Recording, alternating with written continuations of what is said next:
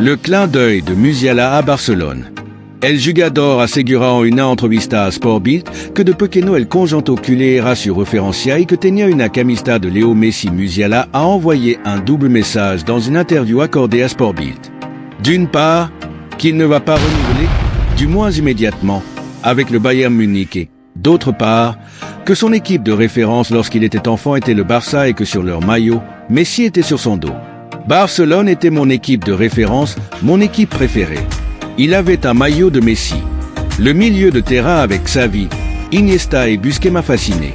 Il pouvait regarder ses matchs encore et encore, a expliqué le jeune joueur. En outre, il a souligné l'admiration qu'il ressentait pour l'Argentin. Au dos de mes maillots, quand j'étais enfant, Messi apparaissait presque toujours, a-t-il reconnu. Le milieu de terrain avec Xavi, Iniesta et Busquets m'a fasciné. De plus, le joueur, dont le contrat avec le Bayern Munich expire en juin 2026, n'est pas d'humeur à renouveler avec son club. Malheureusement, je ne peux pas offrir de cadeau de Noël aux fans. Il n'y aura pas de nouvelles dans un avenir proche, a déclaré le footballeur. Cependant, il a laissé une porte ouverte.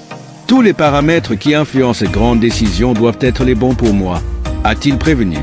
Au dos de mes maillots, quand j'étais enfant, Messi apparaissait presque toujours. Hansi Flick. Il ne faut pas oublier que Musiala a fait le saut dans l'équipe première du Bayern lors de la saison 2020-21 sous Hansi Flick. Par conséquent, le footballeur connaît bien l'actuel entraîneur du Barça, qui a parié sur lui alors qu'il n'avait que 16 ans. Le Barça commence à accepter qu'il ne retournera pas au Camp Nou cette saison. Les travaux n'avancent pas au rythme souhaité et les règlements de l'UEFA jouent en leur défaveur.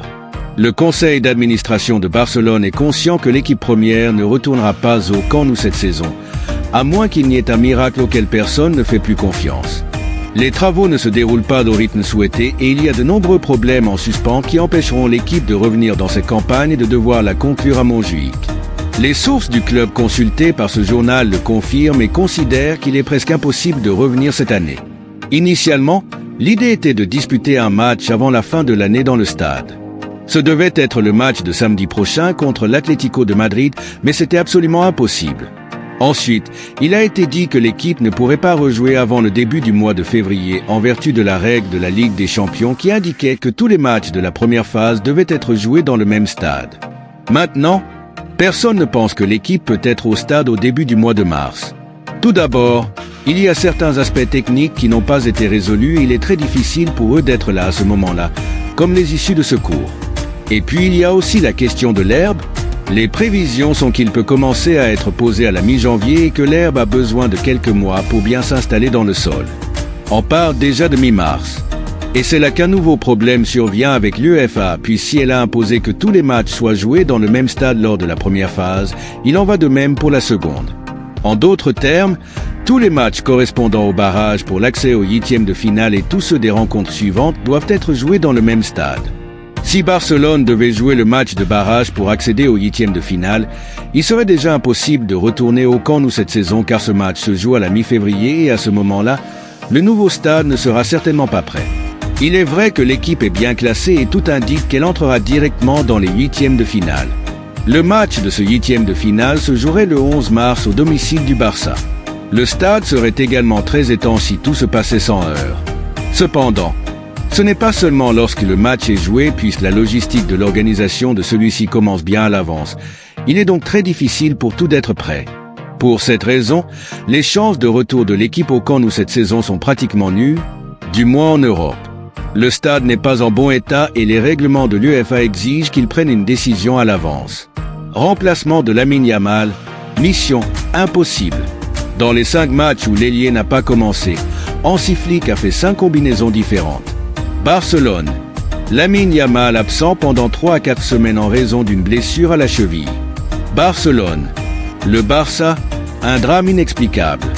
Hansi Flick a appris lundi qu'il serait privé de Lamine Yamal pour les 3 ou 4 prochaines semaines en raison d'une blessure à la cheville droite.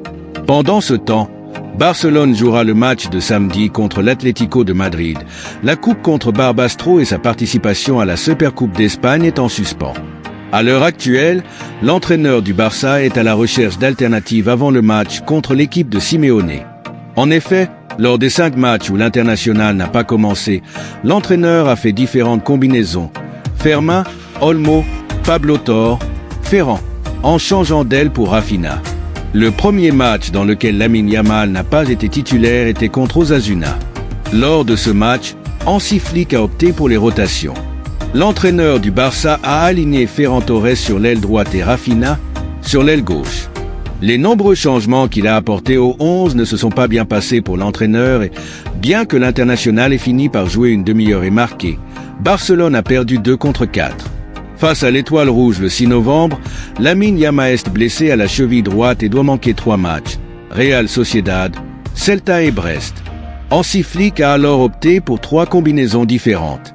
À la Real Arena, un match qui s'est terminé sur le score de 1-0, Rafinha est resté à gauche et Fermin à droite. À Vigo, le Brésilien a changé de voie pour laisser sa place à Dani Olmo, mais le Catalan n'a pas été à l'aise tout au long du match.